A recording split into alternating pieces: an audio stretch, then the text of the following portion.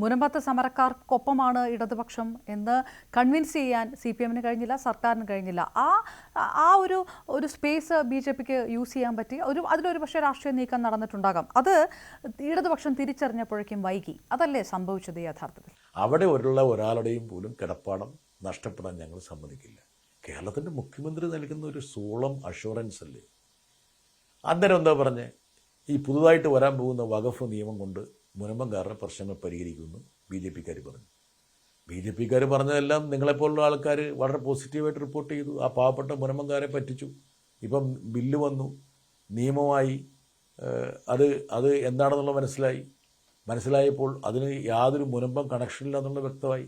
BJPക്കാർ ജനങ്ങളെ അവഹേളിക്കുക എന്നുള്ള കാര്യം വ്യക്തമായി. അപ്പോൾ ചില കാര്യങ്ങൾ നുണകൾ കെട്ടിപ്പൊക്കി കഴിയുമ്പോൾ പോലും ഏതെങ്കിലും ഒരു ഘട്ടത്തിൽ അത് പൊളിഞ്ഞു വീഴും.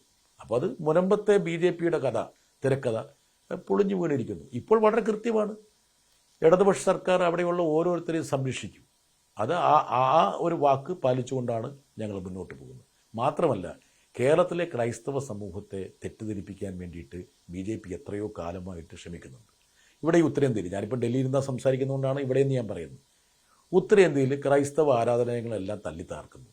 അവിടെ ഈ പറഞ്ഞ ആൻറ്റി കൺവേർഷൻ നിയമം എന്ന് പറയുന്നത് വെപ്പൺ പോലെയാണ്. ബൈബിള് കൈവച്ചാൽ പോലും അറസ്റ്റ് ചെയ്യുന്ന ഒരു സാഹചര്യം. എന്നിട്ട് കേരളത്തിൽ അരമന തോറും കേക്കുമായിട്ട് നടക്കുക BJPക്കാർ.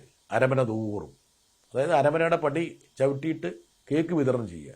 ഈ കാപട്യമൊക്കെ നമ്മൾ എത്ര കാലം സഹിക്കും? ഇതൊക്കെ പറയണ്ടേ? ഇതൊക്കെ മുന്നമാരും ജൂദാസുമാരുമാണ്, അവരുടെ സംസ്കാരമാണെന്ന് നമ്മൾ പറഞ്ഞ് ബോധ്യപ്പെടുത്തണ്ടേ? അങ്ങനെയല്ലേ ജനങ്ങൾക്ക് കാര്യങ്ങൾ മനസ്സിലാകുക? അതാണ് ഞാൻ പാർലമെൻറ്റിനുള്ളിലും പുറത്തും പറയാൻ വേണ്ടി ആഗ്രഹിക്കുന്നത്.